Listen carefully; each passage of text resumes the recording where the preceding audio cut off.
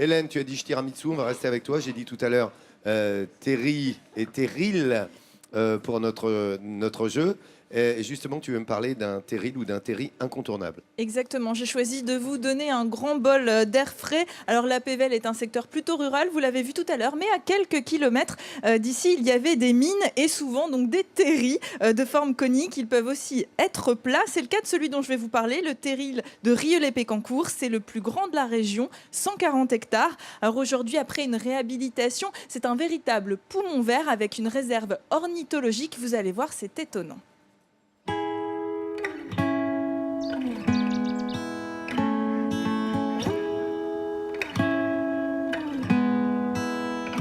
C'est un terril atypique. Plat, il abrite désormais un lac aux reflets couleur charbon. Son sol, fait de résidus miniers, dégage encore de la chaleur, ce qui attire une faune et une flore bien spécifiques. C'est le sénesson du Cap, le sénesson d'Afrique. Comme son nom l'indique, il provient d'Afrique. Il est arrivé en fait parce qu'à l'époque, on faisait du commerce avec les pays africains. Et dans la laine des moutons qu'on achetait là-bas, s'étaient glissées des graines de sénesson. Pour les promeneurs, le terril constitue désormais un véritable poumon vert au cœur du bassin minier. On voit vraiment Orchy, de loin on voit toutes les villes. On a un beau belvédère en fait. Surpris, oui. Bon, de l'immensité du lieu, etc.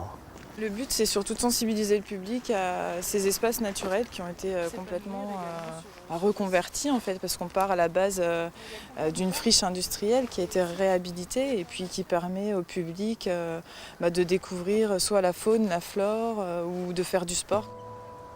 Et les hommes ne sont pas les seuls à apprécier l'endroit. Près de 140 espèces d'oiseaux passent par cette réserve ornithologique. Donc le petit gravelot a la particularité de pondre ses œufs à même le sol, il va gratter le sol, y déposer ses œufs qui sont vraiment très mimétiques par rapport à la surface du sol et il va vivre ici à Rieulay. On est venu implanter en fait des roseaux et des massettes qui jouent des rôles de filtration pour la qualité de l'eau du lac, mais qui permettent, comme vous pouvez le voir juste derrière moi, aussi à des oiseaux de pouvoir venir nicher, trouver refuge, aux libellules de pouvoir se développer et puis aux batraciens également de venir se reproduire. Depuis sa création, il y a une vingtaine d'années, le paysage s'est complètement transformé. Et sa mue n'est pas terminée. C'était un paysage lunaire, quoi. Ça, il faut l'imaginer. Il faut imaginer qu'à Rieulay, les habitants de Rieulay avaient devant eux un mur de 40 mètres de haut, noir. Il faut savoir que la nature reprend ses droits, tout doucement, mais que l'homme a fait en sorte de l'aider parce qu'il avait fait beaucoup de dégâts. D'ici quelques années peut-être, il sera bien difficile de deviner que cet espace naturel abrite les stigmates de l'exploitation minière.